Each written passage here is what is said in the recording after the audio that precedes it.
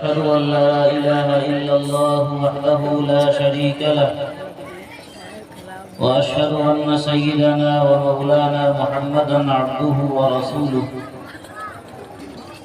أما بعد فأعوذ بالله من الشيطان الرجيم بسم الله الرحمن الرحيم قل هل يستوي الذين يعلمون والذين لا يعلمون إنما يتذكر أولو الألباب وقال تعالى وما خلقت الجن والإنس إلا ليعبدون صدق الله العظيم. معزز علماء کرام، حاضرین جلسہ اور پردہ میں بیٹھ کر سن رہی ماں بہنیں،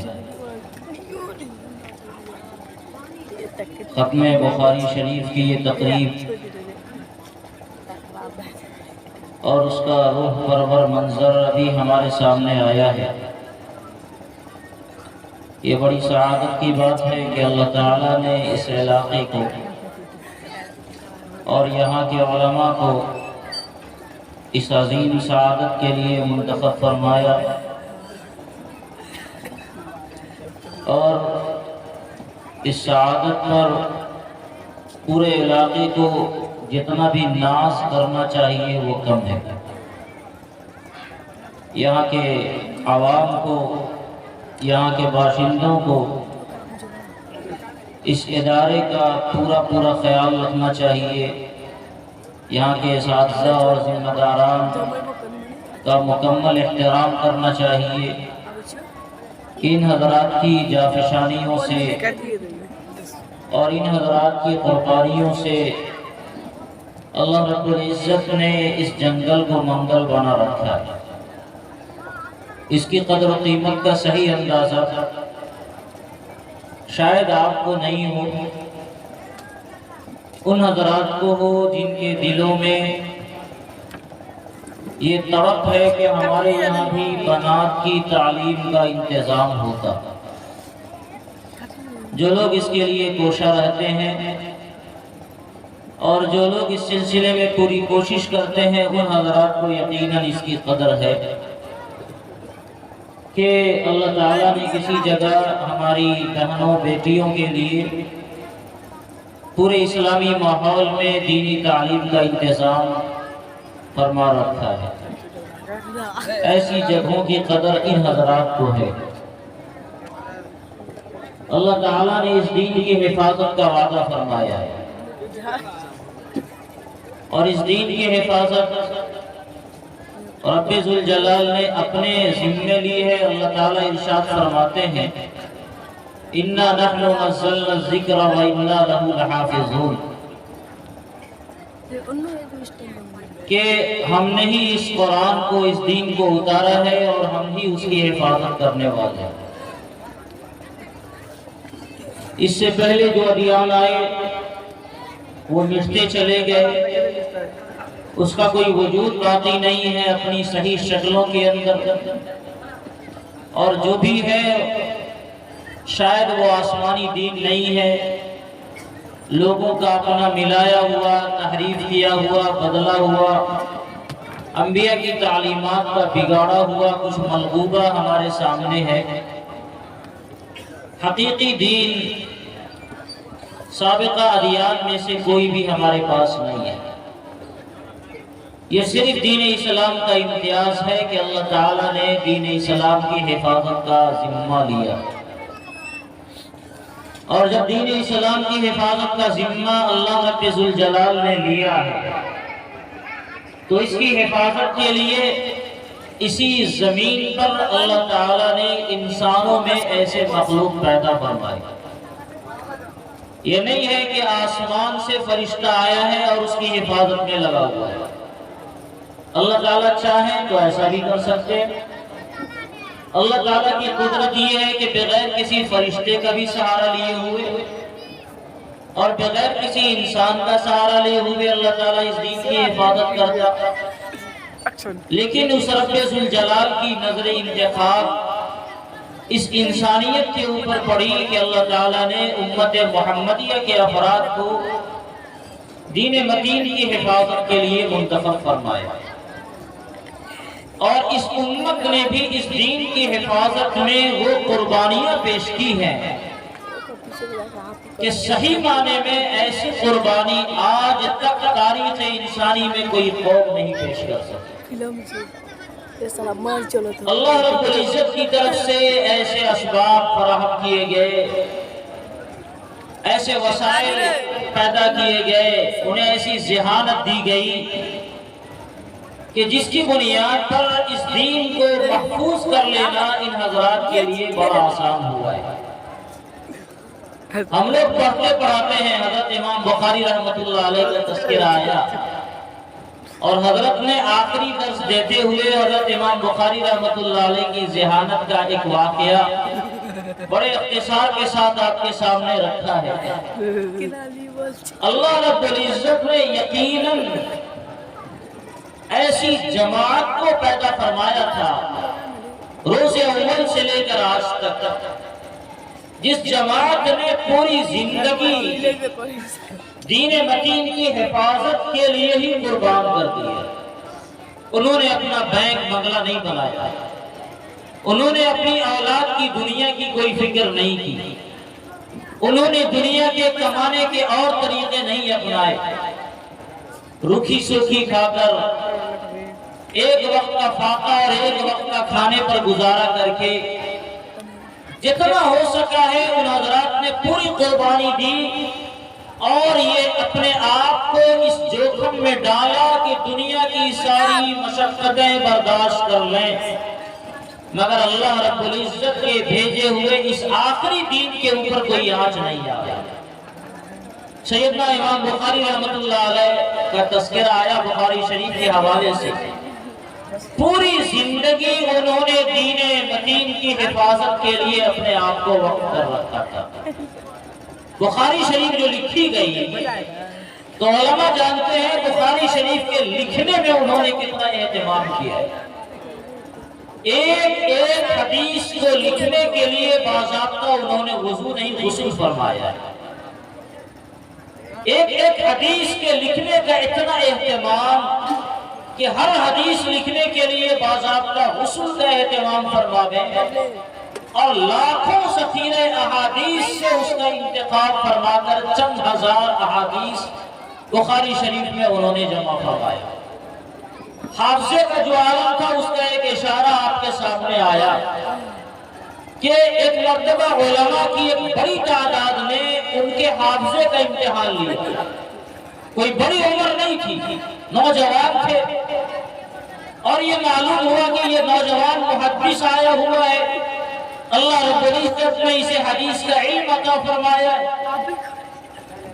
تو اس زمانے میں کتاب کے ذریعے حدیثوں کی حفاظت نہیں ہوتی تھی، علم سینہ بسینہ چلتا تھا، علماء اپنے طلبہ کو پڑھاتے اور طلبہ اپنے قلم سے جو اس زمانے کا قلم ہوتا تھا روشنائی میں ڈبو اور لکڑی کا قلم بناؤ اور اس سے پھر لکھو۔ پریسیں تھی نہیں، پریس کا کوئی زمانہ نہیں تھا، جو کتابیں تھی وہ ہاتھ سے لکھی جاتی تھی۔ تو اس طرح علماء اپنی یادداشت سے یا اپنے قلمی نسخے سے اپنے شاگردوں کو اپنے طلبہ کو پڑھاتے تھے، اور طالب علم حدیث پاک کو علم کو حاصل کرنے کے لیے وہ قربانی پیش کرتے تھے کہ اگر آج کے زمانے میں ان کی قربانیوں کا تذکرہ کیا جائے تو ہمیں اور آپ کو افسانہ معلوم ہوگا، یہ لگے گا کہ یہ داستان الف لیلہ کے قصے ہیں وہ ہمارے سامنے بیان کیے جا رہے ہیں، لیکن حقیقت یہ ہے کہ اللہ رب العزت نے ان حضرات کی ذہانت بھی ایسی عطا فرمائی کہ ایک ذرا کیا مجال ہے کہ زبر زیر پیش حرکات سکنات میں بھی کوئی تبدیلی پیدا ہو جائے۔ میں آپ کو دو واقعہ اختصار کے ساتھ حضرات محدثین کے تعلق کی ذہانت کے تعلق سے میں سنانا چاہتا ہوں تاکہ اندازہ ہو سکے کہ کتنی بڑی دولت اللہ رب العزت نے اس امت کو عطا فرمائی۔ سیدنا امام بخاری رحمۃ اللہ علیہ کو اس واقعے کی طرف اشارہ کیا گیا، تقریباً 50 یا 100 محدثین کا ایک طبقہ جمع ہوا۔ حضرت امام بخاری رحمۃ اللہ علیہ بیچ میں تشریف فرمائے، اب سب ایک ایک حدیث سنا رہے ہیں۔ نمبر 1 یہ عالم صاحب سنا رہے ہیں کہ میں یہ حدیث فلاں سے سنی، انہوں نے فلاں سے سنی، اس حدیث کے بارے میں آپ کیا کہتے ہیں؟ اور حدیث سنانے میں اس زمانے میں صرف یہ نہیں ہمارے آپ کی طرح کہ اللہ کے رسول صلی اللہ علیہ وسلم نے یہ فرمایا، آپ علیہ السلام نے یہ فرمایا ہے، زیادہ سے زیادہ ہم لوگ بیان کرتے ہیں کہ سیدنا ابو ہریرہ فرماتے ہیں کہ حضور علیہ السلام نے یہ فرمایا، نہیں۔ حدیث سنانے کے لیے اپنی سند بیان کرنی ہوتی تھی جناب رسول اللہ صلی اللہ علیہ وسلم کو۔ میں نے اپنے استاد فلاں سے سنا، انہوں نے اپنے استاد فلاں سے سنا، انہوں نے اپنے استاد فلاں سے سنا، انہوں نے اپنے استاد فلاں سے سنا، اور انہوں نے صحابی رسول فلاں سے سنا، اور انہوں نے جناب نبی اکرم صلی اللہ علیہ وسلم سے یہ سنا کہ آپ یہ فرما رہے ہیں۔ تو اس طرح سند حدیثوں کے اندر بیان کی جاتی تھی۔ اب ان کا امتحان لیا گیا تو ایک عالم نے فرمایا کہ میں نے یہ حدیث فلاں سے سنی، یہ حدیث، پھر انہوں نے فلاں سے سنی، پھر انہوں نے فلاں سے سنی، اور سندوں کے اندر انہوں نے گڑبڑی مچا دی۔ امتحان کے لیے ایسا کرنا جائز ہے، غلط حدیث بیان کرنا یہ جائز نہیں ہے، لیکن اگر امتحان میں ایسا کیا جائے تو اس کی گنجائش ہے۔ تو ہر محدث نے جو سند بیان کی اس میں اختلاف کر دیا۔ کسی نے اگر یہ حدیث زہری سے سنی تھی تو انہوں نے سفیان کا نام لے لیا کہ میں نے یہ حدیث سفیان ثوری سے سنی ہے۔ کسی نے سفیان ثوری سے سنی ہے تو انہوں نے علقمہ کا نام لے لیا۔ کسی نے یہ حدیث حضرت عبداللہ بن مسعود کی روایت کی تو عبداللہ بن عباس کا نام لے لیا۔ تو اس طرح 100 محدثین باری باری ایک حدیث سناتے۔ اس حدیث کے بارے میں آپ کیا کہتے ہیں؟ سیدنا امام بخاری فرماتے لا اعلم۔ یہ 100 کے اساتذہ حدیث بیٹھے ہوئے تھے اور اس کے بعد سامعین کا ایک بڑا طبقہ موجود تھا۔ تو اب جب ایک محدث حدیث بیان کرتا، حضرت امام بخاری فرماتے مجھے یہ معلوم نہیں ہے، لا ادری، یہ حدیث میں نہیں جانتا۔ دوسرے صاحب نے بیان فرمایا، امام بخاری نے فرمایا یہ حدیث میں نہیں جانتا۔ تیسرے نے بیان فرمایا، امام بخاری نے فرمایا یہ حدیث میں نہیں جانتا۔ چوتھے نے بیان فرمایا، امام بخاری نے فرمایا یہ حدیث میں نہیں جانتا۔ اب آپ بتائیں آپ کے علاقے میں حضرت مولانا مبشر صاحب یا ہمارے قاضی صاحب موجود ہیں، اور جب آپ ان سے کوئی مسئلہ پوچھا یہ کہیں میں نہیں جانتا تو عوام بڑی بے چین ہوتی ہے۔ قاضی صاحب بن گئے، وہ مسئلہ معمولی مسئلہ ہم نے پوچھا وہ نہیں جانتا۔ دو چار دس آدمی اگر کسی امام صاحب سے یا کسی عالم سے یا کسی مفتی سے کوئی مسئلہ اگر پوچھے گا اور وہ کہے گا میں نہیں جانتا تو عوام سند دے دیتی ہے اس مولانا صاحب کو جو کوئی مسئلہ ہی نہیں آتا۔ یہ پڑھے نہیں ہے، وقت گزاری کیے ہیں، ٹائم پاس کیے ہیں۔ امام بخاری سے سوال ہو رہا ہے اور ایک حدیث نہیں، 2 حدیث نہیں، کسی حدیث کے بارے میں تو وہ کہیں گے میں جانتا ہوں، سب کے بارے میں یہی کہہ رہے میں نہیں جانتا، میں نہیں جانتا، میں نہیں جانتا۔ تو جو حضرات علم والے تھے وہ تو چوکنا ہو گئے کہ یہ بڑے پائے کا آدمی معلوم ہوتا ہے، یہ حدیث ہے ہی نہیں جو بیان کی جا رہی ہے۔ علماء جو کچھ حدیث بیان فرما رہے ہیں وہ تو امتحانات انہوں نے کہیں حدیث کے الفاظ میں گڑبڑی کر رکھی تھی، کہیں اس کی سندوں میں کمی بیشی کر رکھی تھی، کہیں تبدیلی کر رکھی تھی، کسی استاد کا نام کسی کا بیان کر دیا، کہیں تحدیث میں گڑبڑی کر رکھی تھی۔ بیان کرنا تھا حدثنا تو کہہ رہے ہیں عن، بیان کرنا تھا اخبرنا تو کہہ رہے ہیں قال۔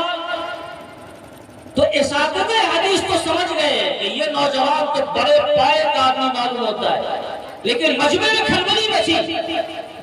بالآخر 100 نے وہ ساری حدیثیں جو تیاری کر کے لائے ہوئے تھے سب نے اپنی اپنی حدیث بیان کر دی، اور سب کے بارے میں حضرت امام بخاری رحمۃ اللہ علیہ نے فرمایا کہ یہ حدیث میرے علم میں نہیں ہے۔ اب جب سب کا سوال پورا ہو گیا اس کے بعد حضرت امام بخاری رحمۃ اللہ علیہ نے پہلے کو متوجہ کر کے فرمایا آپ نے جو حدیث پڑھی وہ حدیث یہ نہیں ہے، صحیح حدیث یہ ہے۔ آپ نے جو حدیث پڑھی وہ یہ نہیں ہے، صحیح حدیث یہ ہے۔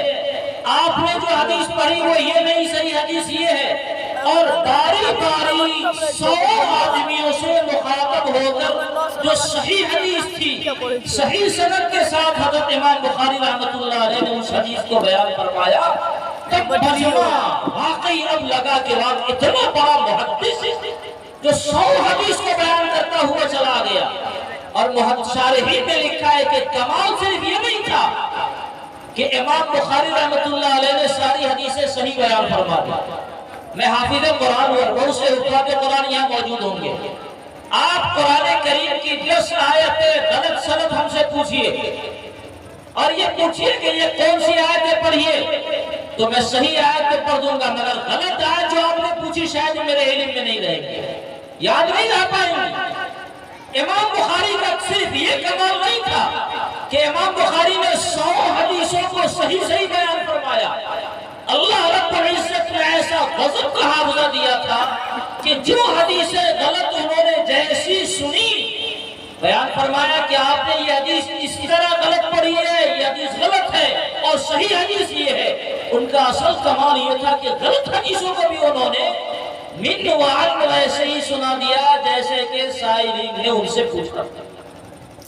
یہ وہ حافظہ ہے، یہ وہ اسباب حفظ ہیں جن کی بنیاد پر اللہ رب العزت نے اس دین کو 1400 سال سے لے کر آج کے زمانے تک محفوظ کر رکھا ہے.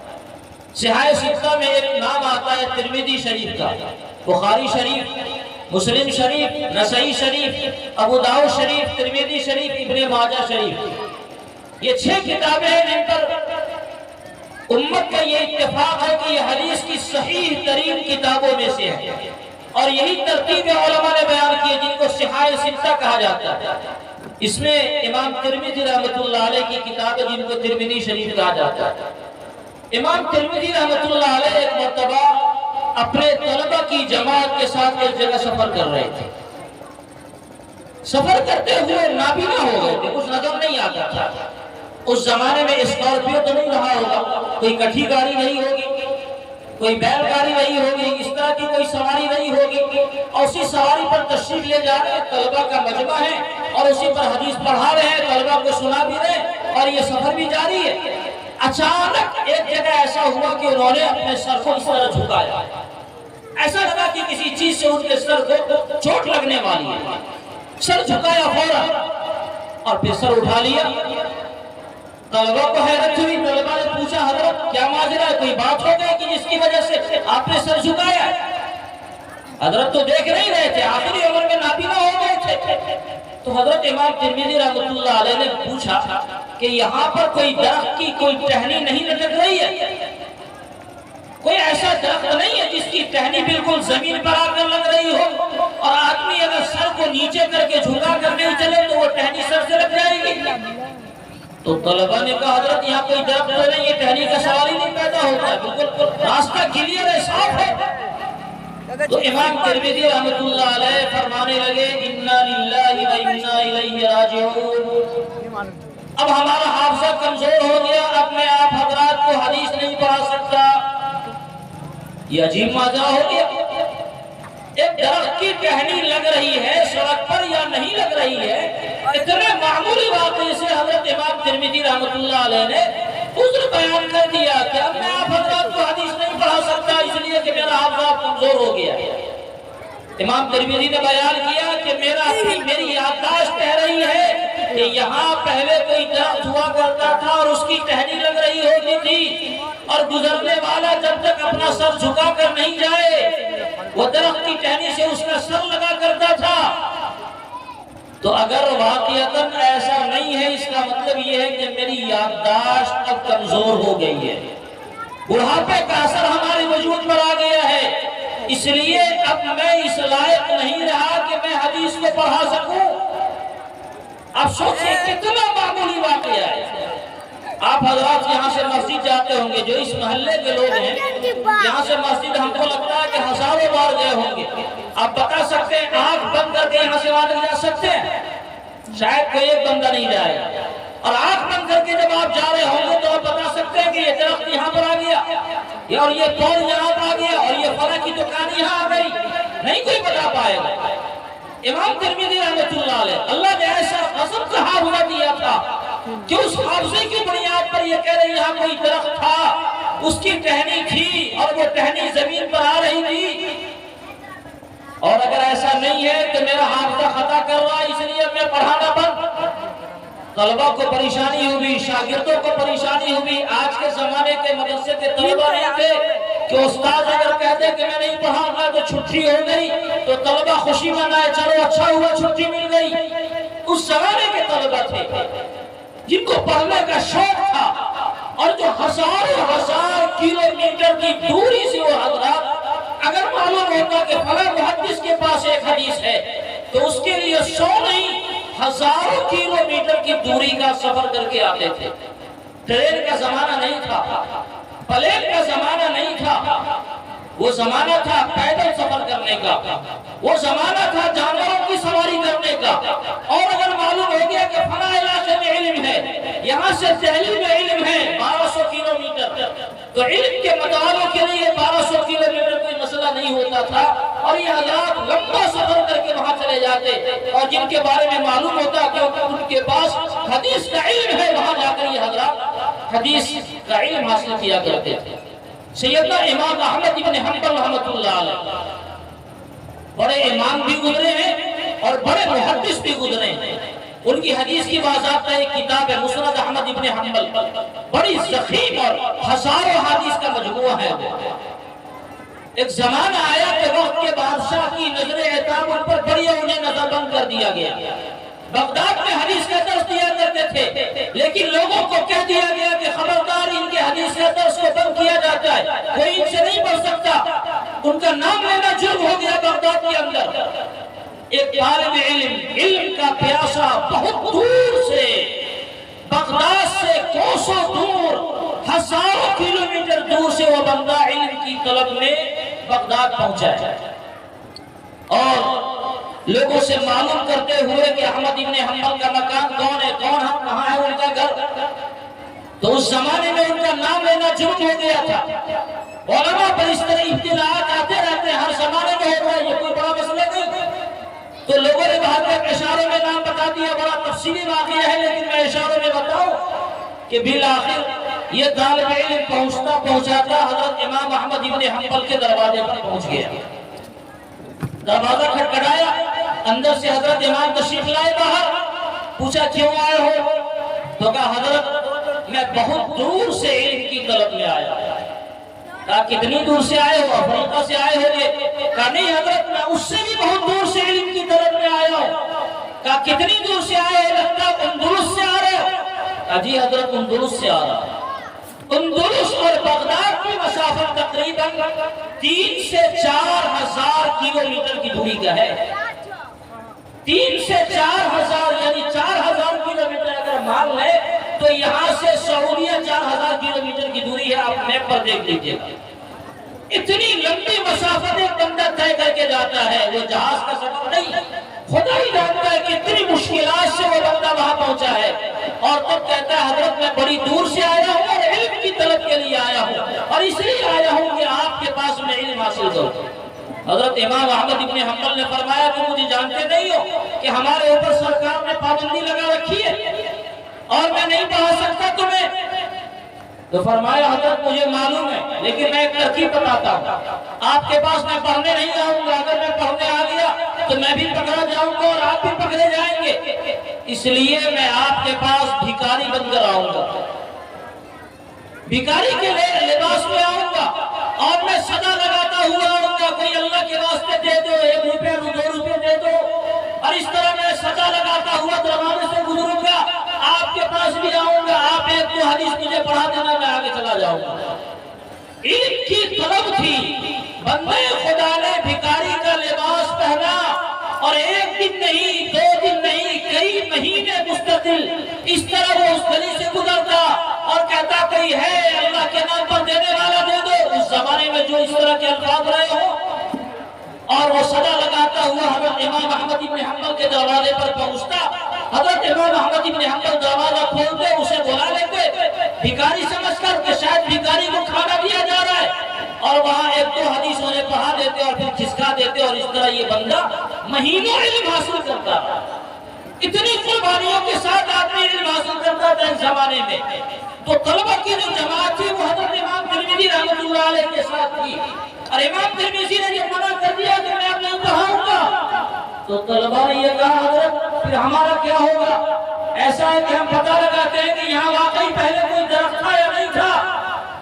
تو جب طلبا نے بوڑھے پرانے لوگوں سے پتہ کیا تو معلوم ہوا کہ آج سے 35 سال پہلے ایک درخت یہاں ہوا کرتا تھا۔ کتنے سال پہلے؟ 35 سال پہلے ایک درخت ہوا کرتا تھا اور اس درخت کی ٹہنی اسی طرح جھکی رہتی تھی۔ اب بتائیے اتنا زبردست حافظہ اللہ نے دیا تھا کہ 35 سال پہلے کبھی وہ گزرے ہوں گے اور وہ بات آپ اتنی اندازے سے یاد ہے کہ نابینا ہونے کے باوجود وہیں جا کر سر جھکاتے ہیں۔ اتنا حافظہ اللہ رب العزت ان حضرات کو دیا تھا اور اس طرح یہ علم سینہ بسینہ اور سفینہ بسفینہ منتقل ہو کر ہمارے درمیان آیا۔ اس کا اگر کوئی نمونہ دیکھنا ہو ہمارے زمانے میں تو خاتم المحدثین حضرت مولانا انور شاہ کشمیری نور اللہ مرقدہ، ان کی ذہانت کا اندازہ کوئی لگاوے۔ دارالعلوم دیوبند کے شیخ الحدیث، ان کے بارے میں آتا تھا اللہ نے اتنا حافظہ دیا تھا، ایسی قسم کی ذہانت دی تھی، ایک کتاب ایک مرتبہ نگاہوں سے گزر لے تو 40 سال تک وہ کتاب ان کو یاد رہتی تھی۔ 1-2 سال نہیں، 40 سال تک مستقل وہ کتاب یاد رہتی تھی۔ بخاری انہیں ازبر یاد، مسلم ازبر یاد، نسائی ازبر یاد، اور یہ تو حدیث کی کتابیں ہیں، ان کی جو شروحات ہے موٹی موٹی بڑی بڑی، فتح الباری اور دوسری جو شروحات ہیں، یہ ساری کتابیں ازبر یاد تھی۔ دارالعلوم کا کتب خانہ جس میں لاکھوں کتابیں ہیں، اس کتب خانے کے بارے میں یہ کہا جاتا تھا کہ اگر کتب خانے کو آگ لگا دی جائے، کتب خانے کو آگ لگا دی جائے تو ہمیں کوئی پرواہ نہیں ہے، کیونکہ انور شاہ کشمیری جیسا ذہین بندہ بیٹھا ہوا ہے اور اپنی ذہانت سے دارالعلوم کا پورا کتب خانہ وہ اپنے قلم سے لکھ دیتا ہے۔ لیکن یہ بھی اللہ رب العزت کی عجیب حکمت ہے، جس شخص کو دارالعلوم کا پورا کتب خانہ یاد تھا، قرآن کریم کے وہ حافظ نہیں تھے، قرآن کریم کے وہ حافظ نہیں تھے۔ چھوٹے چھوٹے بچے جو قرآن کریم کو اپنے سینوں میں لے لیتے ہیں، 10 سال میں قرآن پاک کو حفظ ختم کر لیا، 8 سال میں قرآن پاک کو اپنے سینوں میں لے لیا، 6 سال میں کوئی لے لیا، کوئی 4 مہینے میں کر لیا، کوئی 2 مہینے میں کر لیا، اور ہم یہ سمجھتے ہیں ہماری ذہانت کا کمال ہے، ہماری استاد کے محنتوں کا نتیجہ ہے۔ نہیں، یہ فضل ہے اس ذات کا جس ذات نے آپ کے سینے کو قرآن کریم کے لیے اور حفاظت علم کے لیے اللہ رب العزت نے کسی کا انتخاب فرمایا۔ ورنہ جو شخص دارالعلوم کا پورا کتب خانہ یاد ہو، ایک مرتبہ کسی عبارت کو نگاہوں سے گزارتا تو 40 سال تک انہیں یاد رہے۔ آپ کیا سمجھتے ہیں کہ قرآن کریم کو انہوں نے نہیں پڑھا ہوگا؟ عالم تھے اور بڑے بزرگ اور نیک عالم تھے۔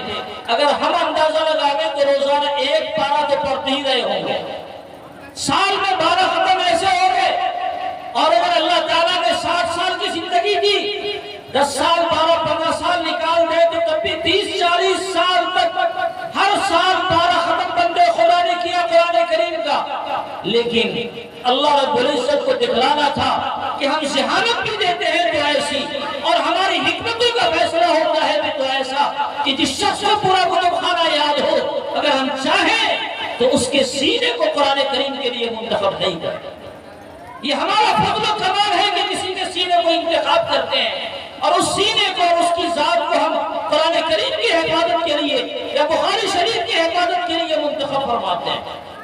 تو یہ اللہ رب العزت کا واقعہ خاص عطیہ ہے۔ حضرت مولانا مفکر اسلام مولانا سید ولی رحمانی صاحب رحمۃ اللہ علیہ، ہمارے یہاں قرآن مسلمین میں جو پروگرام ہوا تھا سن 2019 میں، اس میں انہوں نے کہا تھا، ایک بات کہی تھی، ان کا سلسلہ نسب سیدنا شیخ عبد القادر جیلانی رحمۃ اللہ علیہ سے ملتا ہے، اور ان سے لے کر وہاں تک تقریباً 19 یا 20 نسب ہے۔ اس پورے نسب کے اندر ایک بندہ بھی حافظ قرآن پیدا نہیں ہوا۔ یہ بات انہوں نے کئی مجلسوں میں کہی ہے، بہت سے لوگ اس کے سننے والے ہوں گے۔ انہوں نے فرمایا کہ میرے سلسلے نسب میں جو شیخ تک میرا سلسلے نسب جاتا ہے، وہاں سے لے کر اب تک ایک بھی بندہ حافظ قرآن پیدا نہیں ہوا۔ سعادت بزور بازو نیستانہ بخشت خدائے بخشندہ۔ اللہ رب العزت اگر کسی کا انتخاب فرماتے ہیں تو اللہ تعالیٰ اس کو دین کی حفاظت کے لیے منتخب فرماتے ہیں۔ کسی علاقے کا انتخاب فرماتے ہیں تو اللہ تعالیٰ مدرسہ تعلیم القرآن اور اس جیسے ادارے وہاں نوازتے ہیں کہ یہاں سے دین کی اشاعت ہوگی اور قال اللہ قال رسول کا غلغلہ یہاں سے بلند ہوگا۔ اس لیے میرے بزرگوں اور دوستوں، میں بات تو کچھ اور کرنا چاہ رہا تھا اور کہیں اور چلا گیا، اللہ تعالیٰ کی مشیت یہی تھی۔ اختصار کے ساتھ میں یہ عرض کرتا چلوں کہ اگر کسی مقام پر کسی علاقے میں اس طرح کے ادارے موجود ہیں جو ادارے آپ کے یہاں موجود ہیں، تو اس کی قدر کرنے کی ضرورت ہے، اس کی قدر کرنے کی ضرورت ہے۔ ہو سکتا ہے کہ آپ کے یہاں کے اساتذہ سے، یہاں کی انتظامیہ سے، یہاں کے علماء سے، یہاں کے طلباء سے کسی درجے میں آپ کو شکایت ہو، مولانا مبشر صاحب سے فلاں غلطی ہو گئی تو ہمیں ان سے شکایت ہے، قاضی صاحب سے فلاں غلطی ہو گئی ہمیں ان سے شکایت ہے، لیکن یاد رکھیے اگر یہ لوگ دین علم کے پھیلانے والے ہیں تو اللہ کے رسول صلی اللہ علیہ وسلم نے ایک جملہ ارشاد فرمایا تھا، ان العلماء ورثۃ الانبیاء، یہی علماء انبیاء کی وراثت کے حقدار ہیں اور یہی علماء انبیاء کی وراثت کو اٹھانے والے ہیں، اور وارث چاہے کتنوں گیا گزرا ہو، کتنوں گیا گزرا وارث ہو، اگر وہ وارث ہے تو اس کی وراثت کو کوئی چھین نہیں سکتا۔ آپ کا انتقال ہو جائے، خدا نہ کرے، اور آپ کا بیٹا انتہائی احمق بھی ہے، انتہائی ناکارہ بھی ہے، جاہل بھی ہے، اندھا بھی ہے، لنگڑا بھی ہے، لولا بھی ہے، اور آپ نے لاکھوں کی زمین چھوڑی، اور آپ کا ایک بھتیجا ہے جو بڑا قابل ہے، بڑا پڑھا لکھا ہے، بڑا ہوشیار ہے، بڑا خوبرو ہے، بڑا عالی شان رتبے والا ہے۔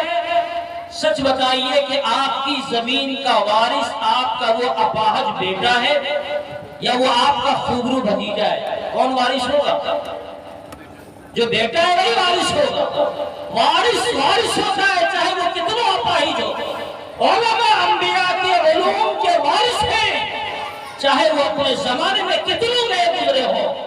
اگر ہمارے اندر ہزار خامیاں موجود ہیں لیکن اللہ رب العزت نے علوم نبوت سے ہمیں برقرار فرما رکھا ہے، تو علوم نبوت کے وارث اور انبیاء کے وارث ہم ہی مستحق قرار دیے جائیں گے۔ آپ اپنی جگہ کتنے قابل ہو تو آپ اس کے وارث نہیں ہو سکتے، اور آپ کو اس بنیاد پر کہ ہم انبیاء کے علوم کے وارث ہیں اور نبیوں کے وارث ہیں، آپ کی ذمہ داری بنتی ہے کہ ہماری قدر کرے۔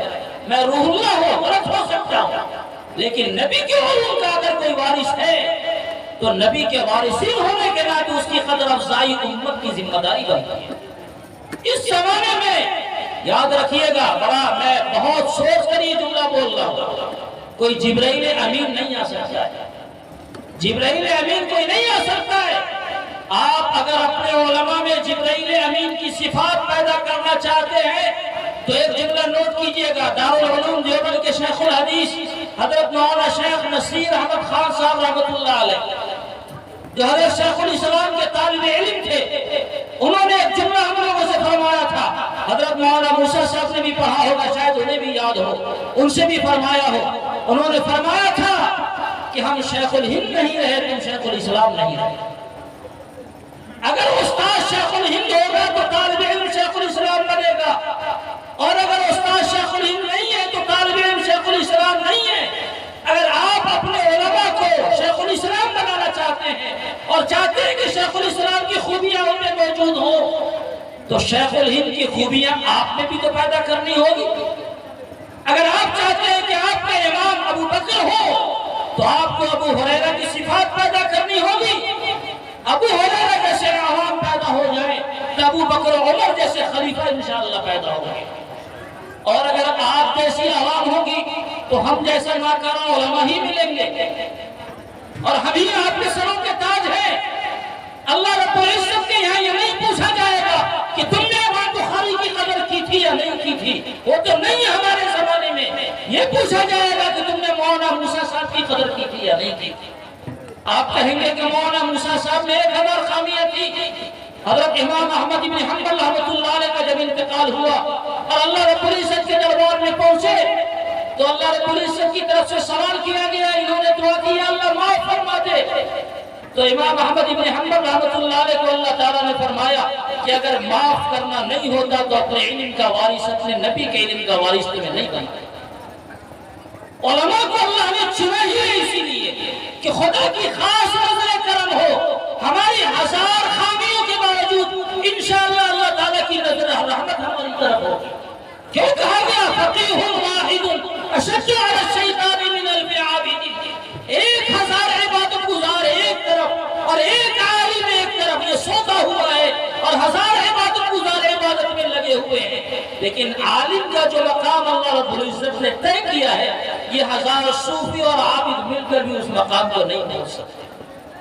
اس لیے میں یہ گزارش کرنا چاہتا ہوں کہ علم کا جو چشمہ آپ کے یہاں سے جاری ہے، اس چشمے کی قدر کیجئے، اور خاص طور سے یہاں بچیوں کی تعلیم کا انتظام ہے، ہر گھر سے ہماری بچیاں اس ادارے میں پڑھیں، تاکہ بچیوں کے اندر جب دینی تربیت آئیں گی اور مائیں نیک بنیں گی تو ان کی نسلوں میں دینداری پیدا ہوگی۔